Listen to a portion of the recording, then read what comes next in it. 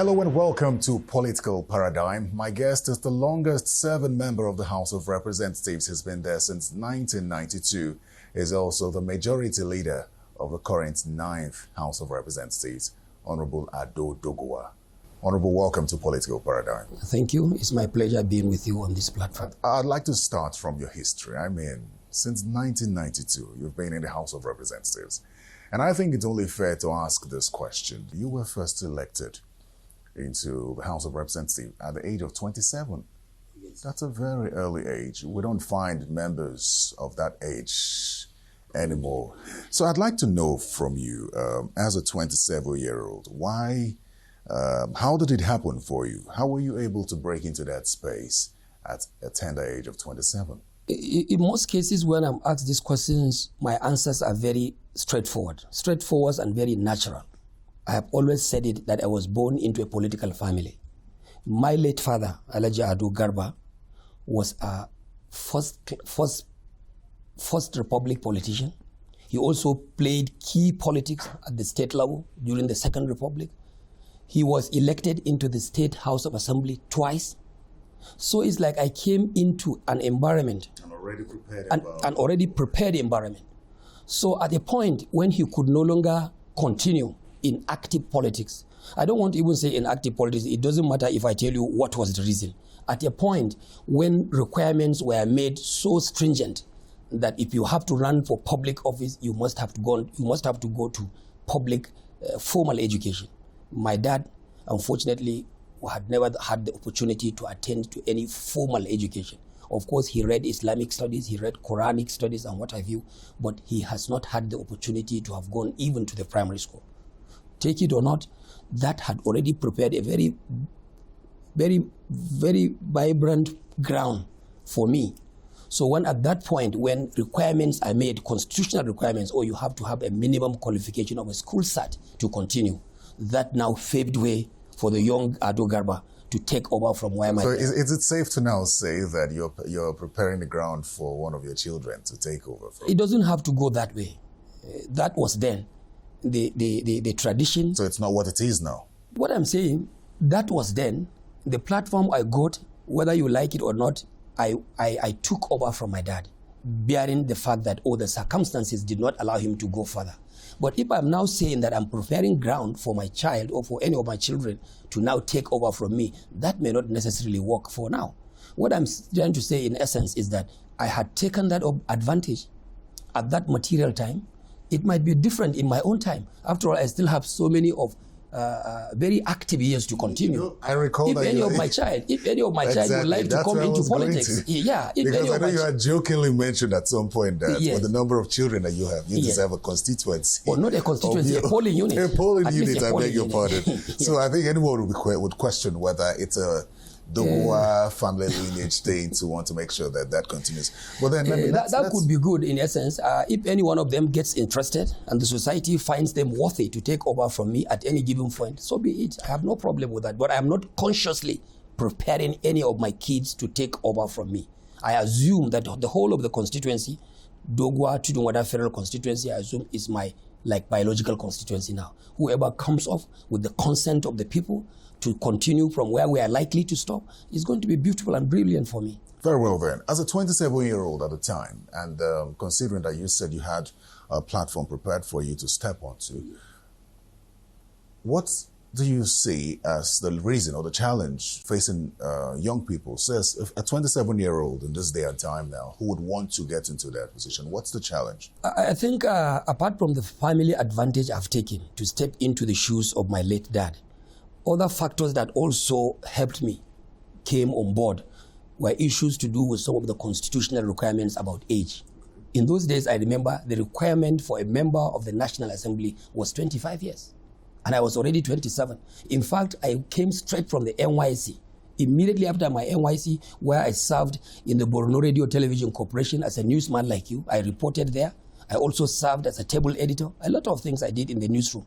From there, straight, when I came back home, the new Doguwa local government was created. And when that local government was created, at that time, the constitution provided for every local government was a federal constituency. So you can see some other factors that also favored me. It was not 2, 3, 4 local governments as federal constituency. Every blessed local government then, I think about 597 local governments in those days, were distinct and separate federal constituencies. That gave me an advantage. A new local government, and each local government being a federal constituency. Secondly, the age requirement was still within reach, low-hanging fruit, 25. I was already 27. So some of these factors all actually helped me. And I came out as a brand new graduate of mass communications. My people found Do you think in those are challenges now with Of course, there could be challenges, because if you look at, for instance, the redefined federal constituencies we have one federal constituency that has 5 local governments at the moment. In Kebbi State, if you take, for instance, that immediate federal constituency where Senator Bala Analak came from when he was in the House of Representatives. You remember that one. It's called Doguwas, Sakaba, Zuru, about 5 local governments in one federal constituency. Just nearby here in Nasarawa State, there is a constituency which has 4 local governments, and the same 4 local governments are senatorial constituency. This definitely will have challenges, and you cannot do anything about it because those are the things defined by the constitutions. So some of these things that we learn by the day, sometimes they create opening as an advantage to members who would want to join politics, especially in the parliamentary engagements. And they can also become problems, because when you have a wider constituency covering as much as 5 local governments, then definitely you wouldn't expect a brand new politician to just jump into that and be able to navigate and get that right. I think these are factors that really could militate against them. One other obvious factor that I have to mention, Terry, take it or not, politics in the context of our country today has translated, unfortunately, sometimes to material capabilities. You just cannot rule out the issue of money, the money factor in politics. And when money will continue to play important or significant role in our political procedure, then definitely you wouldn't expect a virgin politician from the NYC or a virgin graduate from the university, or somebody like you just come out of the newsroom and begin to contemplate coming to the House of Representatives. I believe you may not have that much that is required. There could be some exceptional cases where money would not definitely matter, but in more than 88 to 90% cases, unfortunately, money plays a very serious role. These are factors that are militating against youth involvement, the young ones to join politics, even if it is at the level of legislative or parliamentary level. The local council legislature, for instance, in those days, you found a lot of young ones who just finished primary schools and just got elected as councillors. Believe you me now, if you go around, you find graduates who came out from NYC or who came out from their universities ordinarily as job seekers. And if they could not go as high as members of state assembly, and they could not get as high as coming to the House of Representatives or senators, those people will be ordinarily satisfied with serving at the local council legislature to serve as councillors, simply to be employed. But for how long will money be a factor? You agree that it's a factor and it's not a good thing. So the question is, for how long? Is there something that can be done to check it so that we don't have money militating against the right people, at least, or the ambitions of certain young persons? I think for how long, I cannot tell. But how we can get that out of the system is the business of all of us. All hands have to be on deck. You must be involved. You occupy a very key position, being in the media. Your colleagues out there have a role to play. Let's create a platform whereby we can be able to sensitize our people so that political culture in Nigeria could be set a complete reverse of what it is today. The culture, unfortunately, is being subjected to a manner where everyone feels, oh, you are in politics to make fortunes. Some of them don't even take it as if you are coming to take responsibilities. The moment you got elected into a public office or you got an appointment, political appointment, you see praise singers coming around. You see brothers and relations coming to say, oh, congratulations. Congrats for what? As long as we keep on congratulating political office holders, being happy with family men who have gotten elected into office, then that political culture of subjecting their office responsibility to a mere window for getting fortunes, material fortunes, cannot be taken out of them. So we need to really put our hands on deck. The media most especially. We have to really go and work so deeply to let our political culture change to seeing political office holders, especially those that are elected, from the perspective of responsibility takers, laborers coming to labor for the country, coming to labor for their constituents.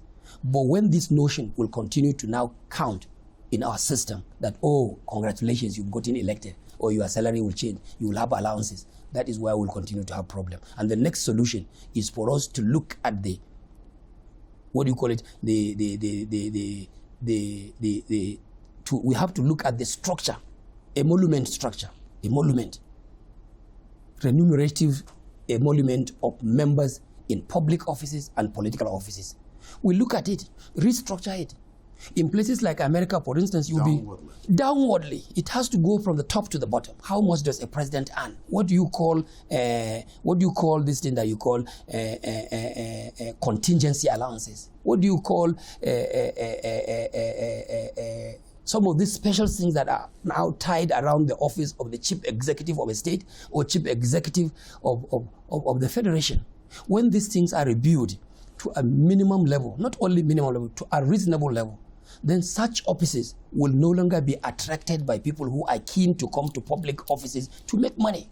But as long as this emolument and the structure of payments and salaries of political office holders will continue to attract the eyes of people like you that are not in the system, then definitely this issue will continue. I know why you keep using me as example. Yes, I have to. Because the way you dress and the way you operate, it's like you are eyeing one of our seats. I'm just a journalist. It's called service. But let me ask you this. I mean, you've been in the House the longest. And I think anyone would wonder, how have you not been Speaker of the House of Representatives? Is it something you've not always wanted to do, or is it fate hasn't smiled on you yet? Basically, what I'm asking you is, in 2023, would you be interested in being Speaker of the House of Representatives? I think if you win, if you are re-elected, of course. I think to start with the first observation you made, and as a Muslim, a faithful person, when you have some religious connotations working in you, like in my case, a Muslim, we always look at things as fate, like you said. Maybe that has been my fate from the time I started till date. But I believe as time continues to come, I believe the fate will now have a little change. Change in the sense that when I started, of course, you know, we have this concept of rotational power sharing. Power sharing is not only being practiced at the level of the executive. Even in the parliament, we have our structured way of sharing power as far as a legislative institution is concerned. In most of the cases that I came in as a member of the House of Representatives, if I give you a beautiful example of, for instance, when I came during when Obasanjo, for instance, his first term was the head of state. That was when I would have gotten the opportunity to be Speaker because the pendulum swung to my side. You know, when you have president this side, then definitely you have other officers in the other side. But unfortunately, for only that period, 1999 to 2003, I lost my election. That was the only time in my history when I lost the election to the House of Representatives.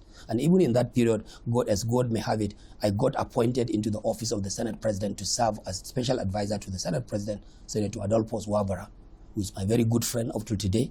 And I served in that capacity for that period where I lost election. And that was when people from my zone got the opportunity. Salisu Buhari got to be the Speaker. At a later point, Speaker Galina Abba got to be elected. And of course, people like Masari also got to be elected in subsequent period. What I'm trying to say is that the arrangements we have in the parliament about the leadership of the House itself, especially in those days when there were a lot of respect for zoning and national political arrangement, in most of the cases I came, power was held by my people. One other time, for instance, when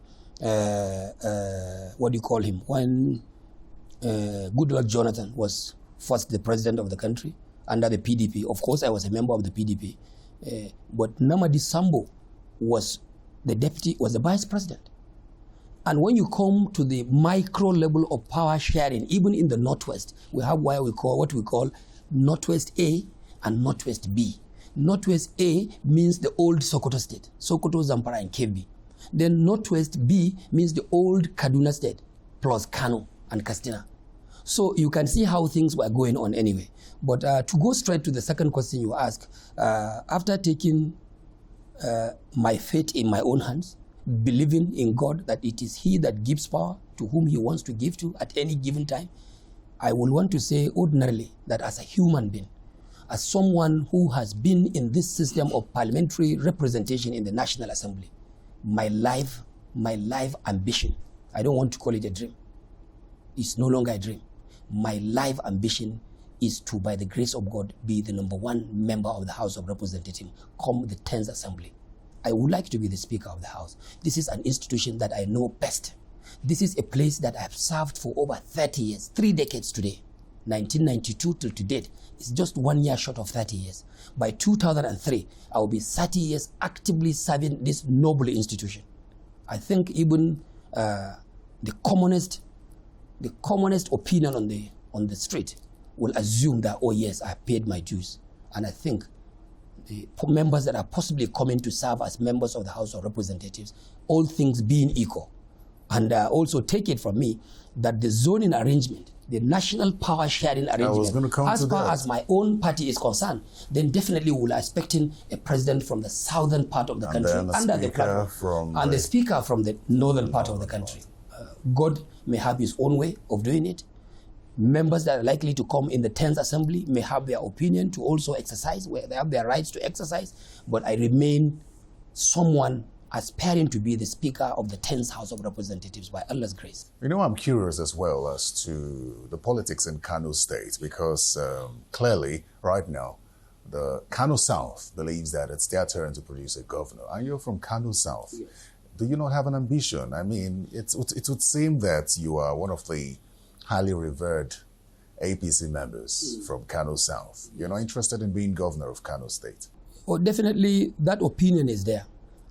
That point of view from my people at the subnational level, at the level of the state is there. I cannot rule that out. But when you ask me of my own personal opinion, what am I up to as an individual? That is what I'm up to. That other voice is the voice of the Kano people from the southern part of the state. Even though sectional politics, as it happens in some other states, does not take any significant place in our own kind of politics in Kano. If you want to be governor in Kano, you hardly come by way of or coming from a senatorial district. If you want to be deputy governor, this is one homogeneous state. And the fact remains that anyone could be governor by the providence of God's will. So my people from the zone I come from are eyeing and yearning for having this shot again, because the last time we had governor was when Abubakar Remi was the governor. Since then, we have never had any governor in active political office as governor and chief executive of the state. So that apart, I believe when you talk about being governor at the state level, that is one kind of politics at the local level. And for someone like me who had played politics for several years at the national level, then definitely I will look at the two perspectives as being very different. I will hope to come back into the national scene, into the national platform of our own kind of politics, and that is what I'm eyeing for. Honorable, let's stay with Kano politics now. I'd like to begin with former Governor Rabiu Kwankwaso, whom you worked for or with to become the Deputy Speaker in the Third Republic, I believe. Your relationship is hard to dictate because your loyalty is now with the governor, and both of them are falling out. I'd like to have first-hand information from you as to the kind of relationship that you share with former Governor Rabiu Kwankwaso. I think basically, if you need to really find out the kind of person I am in terms of relationship with my principals, I am one person that will always respect the status quo. I'm like an establishment person. When I had the opportunity to work with Kwankwaso as a colleague in the House of Representatives from the same state, and he got the opportunity to run for deputy speakership, of course, he was like the head of the team then, the head of our caucus from Kano.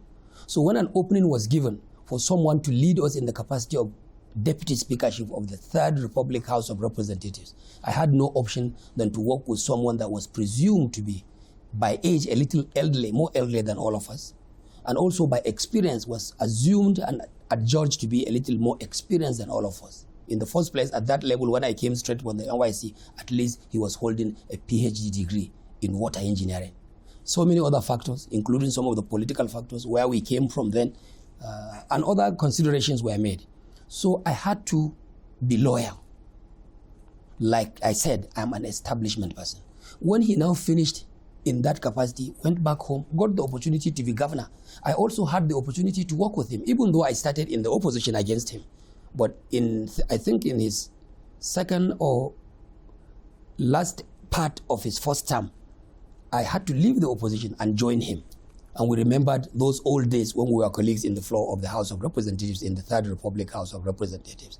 I worked with him. I had no issue. He appointed me special advisor on environmental matters. He also appointed me another advisor, I think, on intergovernmental affairs and so many other responsibilities. Would you like to have him back in the APC? Oh, that's another thing. Let me just conclude this one. All I'm trying to say is that I had worked with him simply because I believed in what you call respect for elders and respect for leadership wherever you belong. So for whatever reason, we have fallen apart. When he decided to pull out of this same system we're operating, it was like he was falling out of the line of authority. There was a new governor already in place, in person of Dr. Abdullahi Umar Ganduje, somebody that stayed with him for donkey years, somebody that has served him under absolute loyalty. So for me, there was no cause whatsoever for him to have fallen out of an establishment that he single-handedly put in place. So when he now fell out, he fell out as an individual.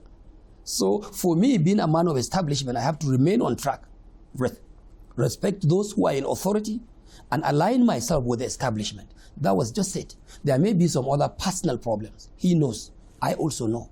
Well, those are too personal for me to express on this kind of platform. Other personal problems that really made me fall out with him. And I don't think I will contemplate going back to work with him in same political arrangement. Politics is not about compulsion. Politics is not about one's own right. Everyone can decide to join any platform. If he decides on his own to come back to this folk which he has initially formed, if he now decides to remember, oh, I have made a mistake, and let me make an amend, come back to join this system that we are now masters in, that we are now senior guys, and will now come and respect the establishment we have and the line of authority, then fine, he is welcome. But if he dreams of coming back to this system when we have a governor in place whom by the constitutional provisions of our party is the supreme leader of the system as far as Kano State is concerned, where we have also a structured leadership right from the State Assembly to the National Assembly, where I'm now holding sway, not those days when he was Deputy Speaker. This is the leader of the House of the Ninth House of Representatives. So fine, except if he is coming to now come and claim to be the leader of a system that he no longer belongs to.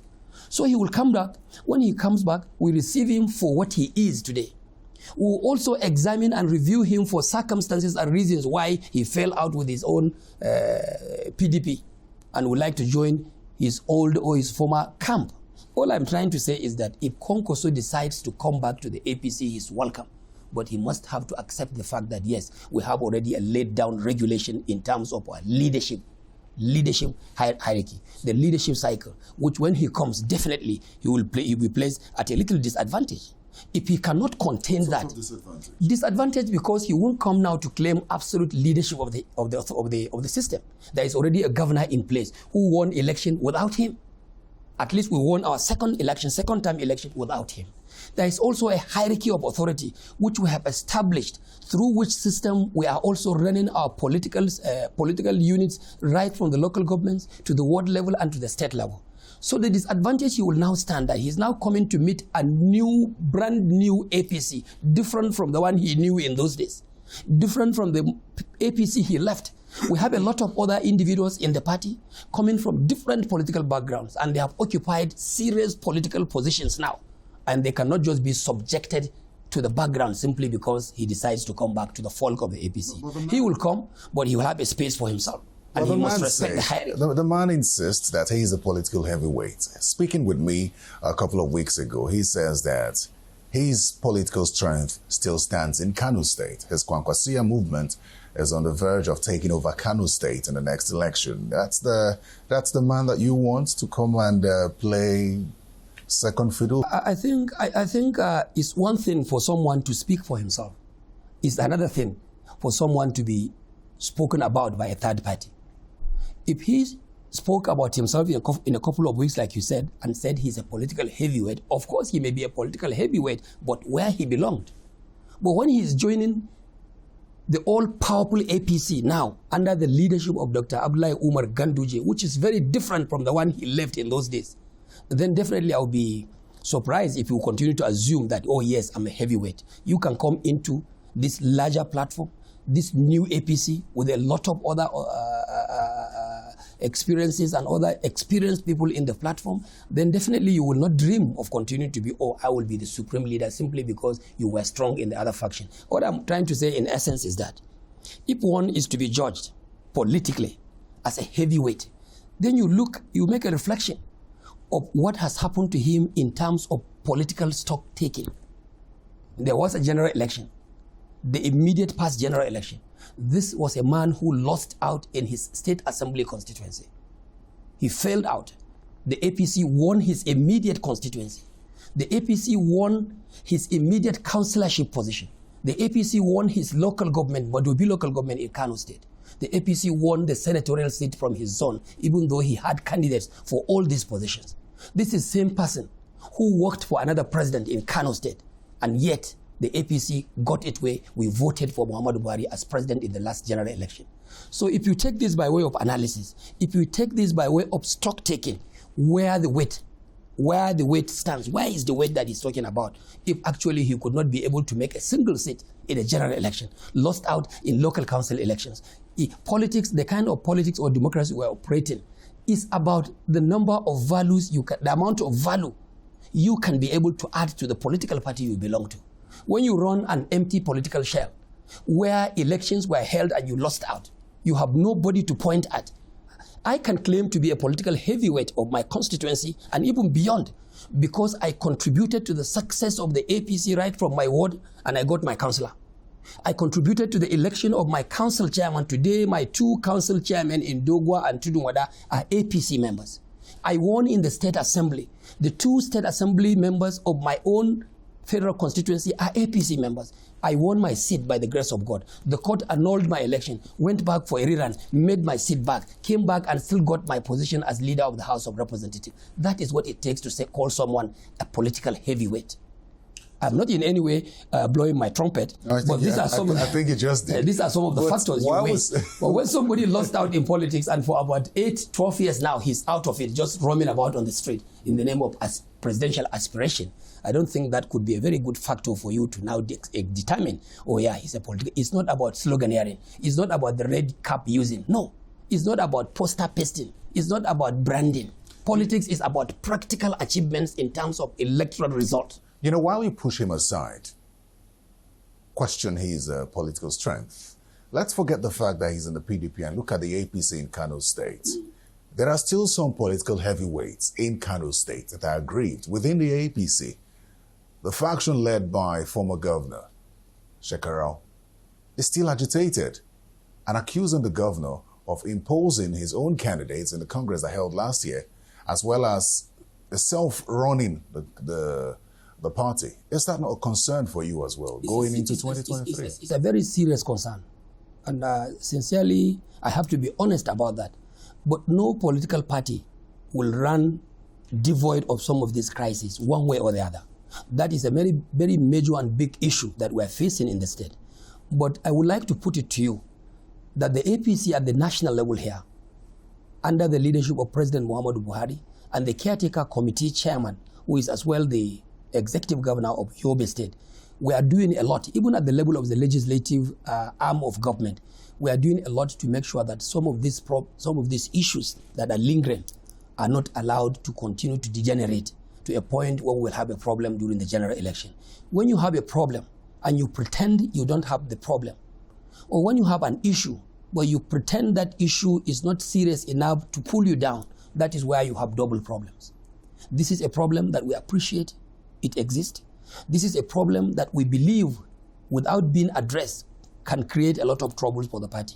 That is why we are working now day and night, alongside with the governor of the state, who is the leader of the party, to make sure that this problem is addressed and is solved once and for all.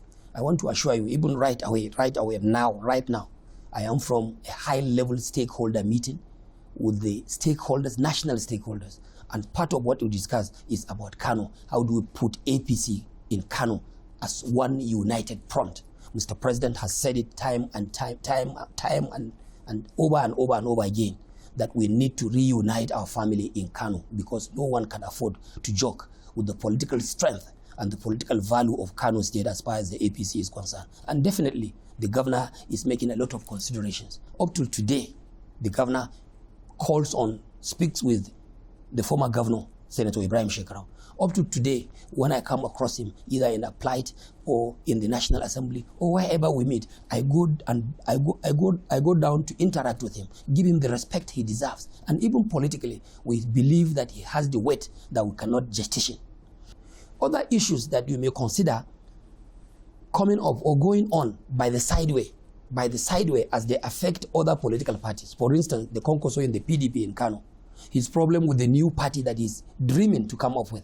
I never see light in that, because I wouldn't imagine in the kind of politics we had experienced, the kind of politics we have experienced and inherited from our forefathers, someone just coming from the blue with a new political platform in the name of whatever guise, trying to pilot that political party 11 months to election, and he assumes he will make it. That is what you can call is like a mirage. I don't know if you've seen the reports that the Kwankwaso group is trying to woo former Governor Shekarau over. Is that a concern for you as well? Of course, that may be a concern for us. But what you fail to understand is that as Konkoso continues to woo some of our faithful to go his own way, we also have other Konkoso's loyalists, people who are around him, who have decided not to go with him into another new party. So Konkoso is one that is now identified by two political parties, which I think is going to be a very unimaginable situation. You said you are still in the PDP, but in the night, you continue to now pilot the affairs of another new party, forming structures right from local governments to the state level. At the end, you have two things to run, and the two things will not work for you. At the end, it will amount to what we call running two things at a given time. You lose out in the two, and at the end, you become an ultimate loser.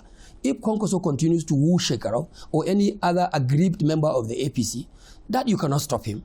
But I believe those gentlemen, Shekarau and any other member of the APC that may be seen to have been aggrieved one way or the other, will definitely not see reason in abandoning the APC of Kano State under the leadership of this very humble and very respectful leader in person of Governor Abdullahi Umar Ganduje. No one of them could have it better in any place else, in any other political party, than what he has in terms of opportunities with the leader of the party today, in person of the governor of the state, Dr. Abdullahi Umar Ganduje. Honorable, I couldn't help but notice that since I mentioned the Shekarau-led faction, you have stuck with just the former governor. I don't know if it's intentional, but you have not mentioned the fact that some of your colleagues in the House of Representatives and in the Senate are part of that faction. Which faction? The Shekarau-led faction. Senator Jibrin Barau was also aggrieved as well. You have not mentioned him. Oh yes, I don't have to mention Senator Jibrin. I don't have to mention individuals' names, for the reason being that we are trying to address the problems within the party. So when you have issue at hand, political problem that you are trying to address, sometimes you don't have to embark, or you don't have to begin to now embark on names. I'm just wondering how important they are to the party. They are very important. Senator Jibrin Shekarau and the 4 other members of the House of Representatives who appear to be with them are very important and key members of our party, especially in their respective constituencies. And we cannot afford to miss any one of them. I also want to use this opportunity then to urge them to see reason in remaining where they belong than trying to get out of it and join where they will be strangers, where they will be treated as commoners. Whatever they may contemplate doing, I think they are better off with the APC. They are better off in our own hands than going out for for whatever reason, it's all about interest. When you have a situation whereby a sitting senator would want to aspire for a governorship position, nobody stops him. You can have the choice of wanting to come back to the Senate, which of course ordinarily, even though it's not part of the constitutional provision, ordinarily you will be respected for the fact that, oh yeah, let's give him the first right of refusal because he has been a performing senator.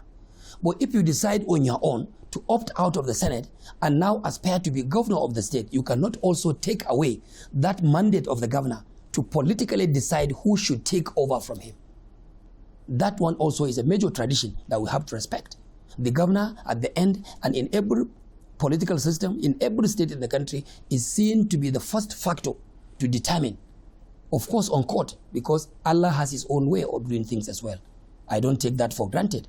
But ordinarily, every governor, being the chief administrative officer of the party, being the chief executive officer of the state, being the leader of the party, when a governor is exiting, it is ordinarily expected that he will play a very key and significant role in who takes over from him. So if you decide to leave the Senate, you cannot now come to begin to say, oh, you will compel the sitting governor to make sure that you succeed him. But if you decide to remain where you are, then the governor, I think, will have no reason whatsoever to begin to uproot you. Is that Senator Barrow's demands?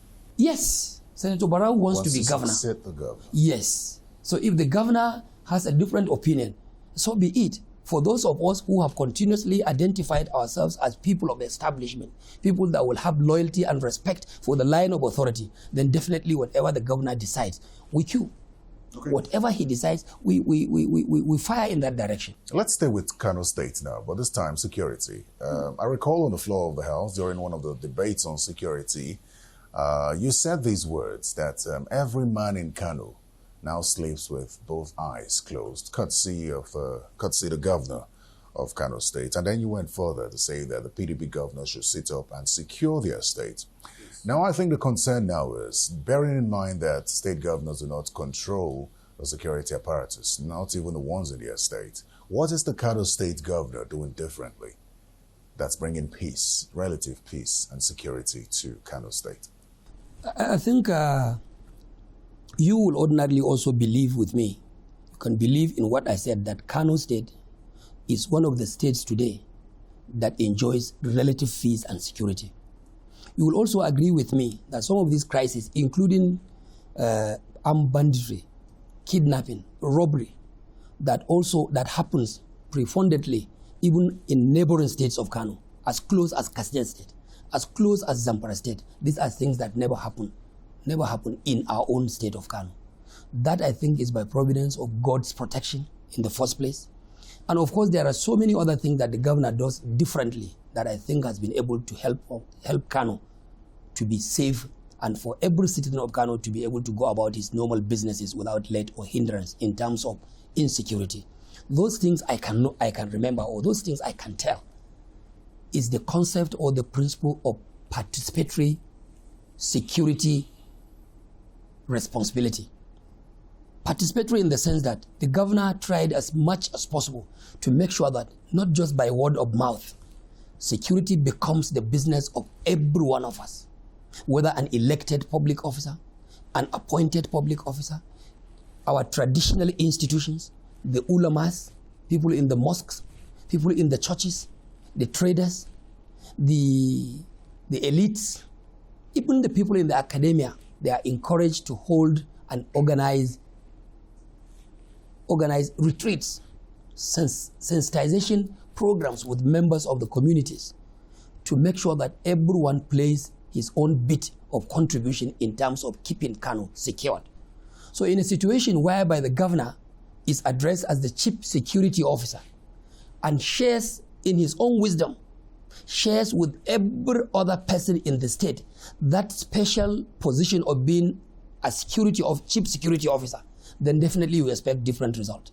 You won't play things the way others are playing and expect different result. What I know Dr. Abdullahi Umar Ganduje is doing differently about security in Kano is the fact that even the media men are given certain role to play in terms of promoting and fighting insecurity. The ulamas in the mosque are told to also play their own role, it's like everybody becomes involved in the business of security. And when it comes to providing resources, you know, the major problem about security is about resourcing funds to keep operations going on, to keep security agencies or security agents work for the security of the state. But when security agencies are underfunded, they do not have operational funds, they are not encouraged by the government of the day, then definitely you find a lot of trouble. But in a situation whereby not only these key and conventional security agents are being funded and encouraged to do their work, even other informal security outfits, civil, what do you call them, the vigilante, sometimes even as low as community security arrangements are also being funded and taken care of by the state governor, then definitely you will expect something differently. I want to expect and believe that if governors could now borrow a leaf from our own system in Kano, especially governors of the neighboring states, Katsina, Zamfara, and possibly some part of Jigawa state, definitely things will be very different. In Kaduna also, you have a lot of these problems.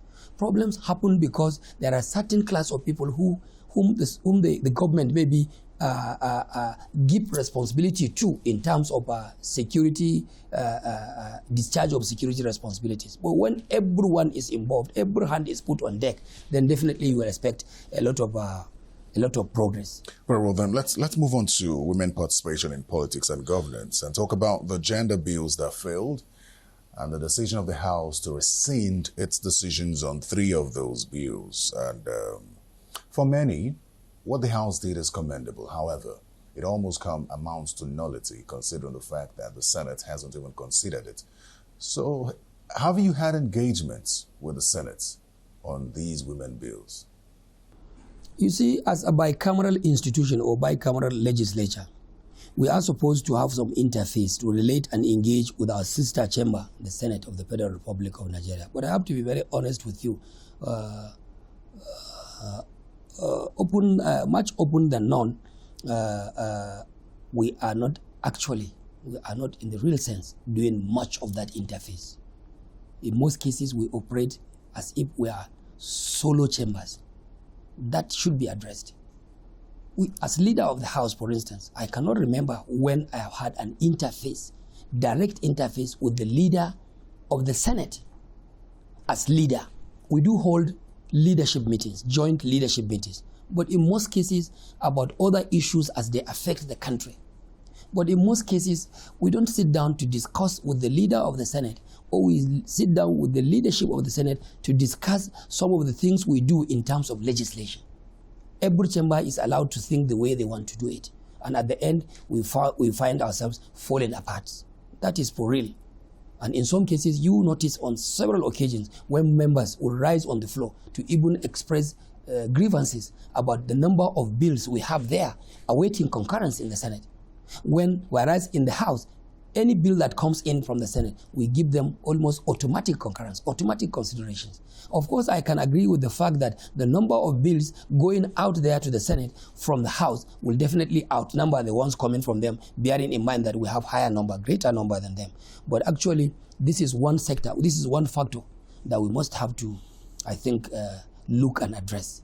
The 2 chambers have to look inward and begin to work much closer and close the gap of the communication gap and close the legislative gap that is existing between us. This gap exists.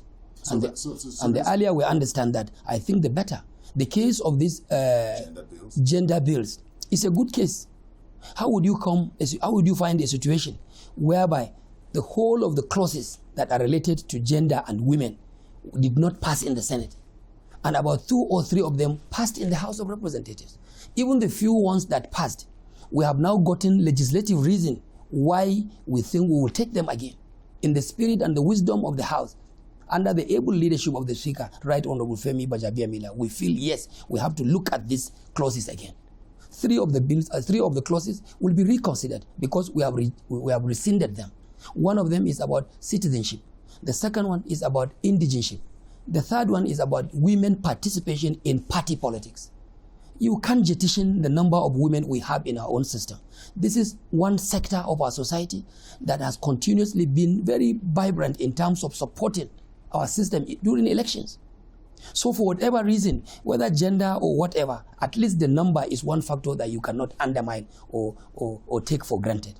I want to tell you that it is the commitment of the House. Even last day when I addressed them, I gave them our commitment that we will look at these three clauses once again and see what we can do about it to create an enabling environment for the members of the women folk to come and also participate fairly and justly in our political But then scheme. to what end? If the Senate doesn't consider it, it still will not pass. That is why I said we need to continue to look inward to see how we can close ranks and close this legislative gap existing between us.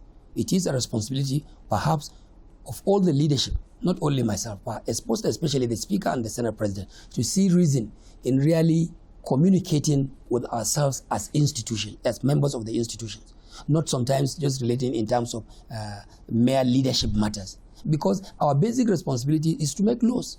So we must also be seen to be working on the same page in terms of legislation, not only in terms of national issues or issues that will have to have some maybe political implications or political imperatives. But then based on your commitments to the women, Yes. that within 7 days, In 7 legislative seven days. legislative days, Yes. something will be done about those bills. I'm curious to find out the level of engagement you plan to have with the Senate, because as I said, and I understand legislative processes, Yes. and I know that if the House passes those bills and they don't pass in the Senate, They become they're a dead on nullity. arrival. Oh yes, they are. But what I'm trying to say is that we will initiate some kind of talking. We will have to talk with the Senate and let them see reasons. Or ordinarily, you will believe with me. What wisdom would you have to assume or think after I picking a spouse from Benue State or a spouse from Lagos will come and stay with me in Kano as a wife, perhaps for life, and you will expect that woman will not enjoy indigenship of my state, giving birth to Kano indigenes, but she cannot be called a Kano indigene? This is quite unreasonable with due respect. With due respect. Citizenship also is a natural thing. It is done all over the globe. You can assume even citizenship of another country, not even Nigeria. Then what of issues to do with a woman that you marry from outside? When she comes and agrees to stay with you as a wife, then definitely courtesy demands that you accommodate her not just as a wife, but she is a sister and therefore belongs in wherever you belong. These are some of the considerations we would like our colleagues in the Senate to understand. Then giving them openings or windows at the political party level is also one natural opening, bearing in mind the kind of number they have, bearing in mind the kind of electoral value they do have to our electoral process during elections. These are things that can reasonably be looked at and be addressed in the same manner. I want to give you my commitment that I will take extra steps to see how I can relate with the leader of the Senate and go beyond the leader of the Senate, even if it means meeting individual senators to let them see reason or see wisdom in really giving our women this particular consideration, at least to be able to entrench those clauses and those provisions in our law books. One major point of contention was the issue of giving them automatic seats. When you say give a woman automatic senatorial seat from a state, that is not democratic. I agree with them. That may be difficult to achieve, but all of these 3 other clauses, these other 3 legislations, as they are, I think within the context of the kind of politics we are playing, Terry, I don't think they are too costly to be paid. You know, I think that if I go back to what your statement on the relationship between the Senate and the House, Yes. It's quite visible to everyone that Yes. there's no work. We don't see an obvious working relationship between that is true. the leadership of both national assemblies, unlike what we saw during the 8th Assembly, where it seemed as though both chambers were taking decisions in line with agreements that they both have had. What exactly is the reason why it doesn't seem like there's synergy between these 2 houses in the 9th Assembly? I think obviously the issue of having 2 different persons now in charge. These are people that are different from Bukola Saraki and different from Dogara. And it's natural, everyone will have his own philosophy. Everyone will have his own way of doing things. Perhaps some basic things are there keeping them apart. But if not for that reason, I do not see any reason why we should not be working on the same page. But in terms of simple understanding, in terms of what one can ordinarily see, I have not seen any problem. I don't see any rancor visible between Femi Bajabiamila and the Senate President, Senator Ahmed Ibrahim Lawan. From what eyes could see and mouths could speak about, I have not seen that. I've not seen any visible problem. But whether you like it or not, these are people that may have different style of leadership. Perhaps that might be the reason why things are happening differently. Let's quickly talk about the presidential election. I witnessed the interaction between the APC reps and Senator Bola, the leader of the APC, Senator Bola Ahmed Tinubu. And it would seem that the House was, the APC members in the House were fully in support of him. And just to clarify things, is the APC, are the members of the APC in the House of Representatives endorsing his presidential ambition? Of course, there's no two way about that. Bola Ahmed Tinubu is one person that you and I believe has paid his dues as far as the political investment is concerned in the APC. This is one person that is known and considered to be a bridge builder, left, right, and center. And there is also no two way about it. People like myself and most of the members of the APC caucus in the House of Representatives have taken advantage of his generosity, have taken advantage of his support, solidarity at times of need. When I say at times of need, any parliamentarian has no business apart from elections. Then when you have someone coming to your call at times of election, helping the party, supporting you, and at the end you won your elections, then what problem will you have with that person? Whether you like it or not, Senator Bola Ahmed Tinubu is one single personality in Nigeria that remains what? That remains that is synonymous to APC. He is one personality whose name is synonymous to say APC. And you cannot take away that credit from him. What you saw on the day of our interaction with him was a natural reaction of members of the House of Representatives. And I don't think any one of us will have any cause for contemplation to even change that disposition. That was our natural disposition. We look at him as the major stakeholder. Of course, the president is there. He is constitutionally the leader of the party. No doubt about that. But we have also come to remember the kind of support and contribution he gave to the emergence of this government and to the president of the day, President Muhammadu Buhari. Several elections held with the president running.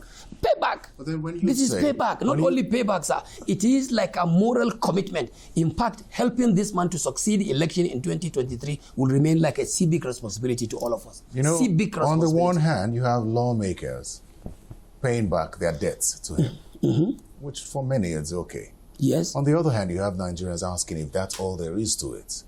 Is that all there is to it? Debt payment and not concerned about his capabilities? I think we are also Nigerians like other Nigerians on the street. We are also voters like other voters on the street. After all, we are holding brief for the people we represent. I want to assume that whatever position I'm taking in my capacity as member representing my constituency, that has not gone away from the fact that, that is the disposition of my people. And I want to also believe most of the members that did what they did on the day of our engagements must have consulted. Our position was not only an institutional position, it was a popular position of the Nigerian people, especially under the APC as a political party. Don't take away that from us. Other things apart, about his medical position, his health position, that the way things are happening, everyone can believe that every human being can be subjected to one ailment or the other. His own case is not too sensitive case that cannot allow him run the government. But you don't know but you know his medical history. Whatever medical history you are telling me, after all, you are not even a medical doctor. We are talking about his physical fitness to be president of this country. We are also talking about his mental capacity to run the presidency of this country. I want to vet you with all sense of responsibility that man is fit to be the president of the Federal Republic of Nigeria come 2023. And no doubt about that. And Nigerians will come to judge that. We do not only need a president that you call of of younger age, not just of younger age. We are not asking a president who will just come and parade himself as someone who is the president. We need someone who is known to the generality of our people. Tinubu, as the name suggests, Bola Ahmed Tinubu is a household name. No part of this country can tell you that, oh, this is a strange name. But when you're trying to bring people from the blues, people who hardly even win their constituencies, will hardly win. Some of them have lost in their constituencies today. As I speak to you, some of the people now contending or pretending to come up for presidency in this country have lost out even in their councillorship ward. God forbid.